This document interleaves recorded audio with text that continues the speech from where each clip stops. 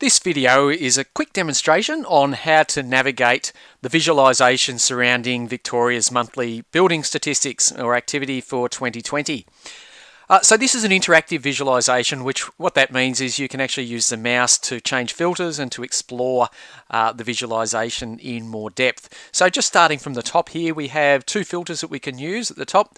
One of them is the comparison metric. So what that lets us do is it lets us either analyse the data in terms of the number of building permits that have been issued, or if we pull down on that list, we can select the reported cost of work, so how much that building work was reported to cost.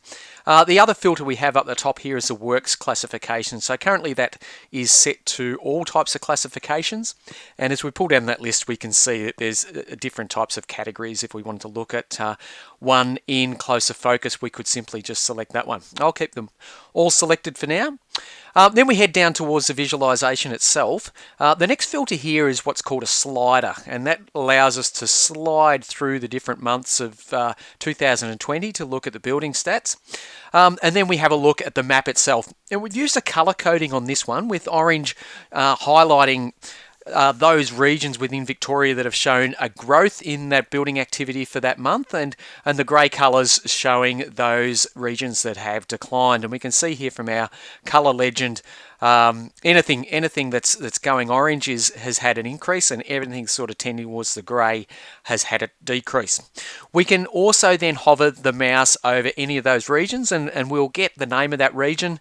It will tell us what month that we're looking at, which is the same as what we've picked in the slider above, and it will actually give us a breakdown of the numbers. So just as an example, for the northwest region here, we're looking at 193 building permits issued in January of 2020, and that compares to 210 that were issued in the same month last year, representing a change of 17 less, therefore a negative percentage change, and that's why we get the grey colour for that part of Victoria.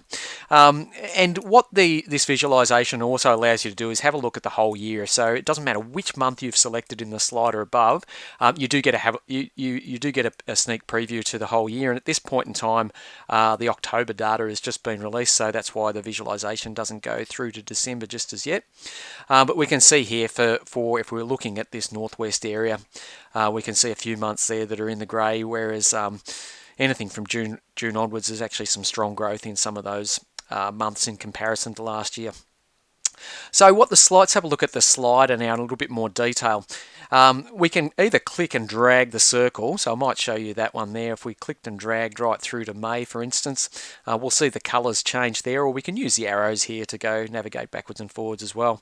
So here we're seeing quite a decline here on the east states for that month of May. But what we notice right across the state, and this is where using the buttons can be useful, is we see these colours brighten up as we extend into late winter and then into spring, with September in particular, when we get to that, showing really strong growth compared to this time last year for most of the state, except if we go down there and have a look at Inner Melbourne, we can see there Inner Melbourne's actually trending the other way. Okay, so as well as these bars showing each of the months, whether they're up or down, we can actually see historically the comparison between 2019 and 2020, which is important because it picks up that often you see these trends with the same shape because different activity will happen at different times of the year. But we can see here that the orange 2020 line is well below what was observed in 2019. So that's a quick summary of using the visualisation. It's available on perceptivedata.com.au. So pop along to the website if you haven't had a look at the visualisation yet and you're interested in playing with it. Any questions, be sure to get in contact with me at perceptivedata.com.au. Thank you.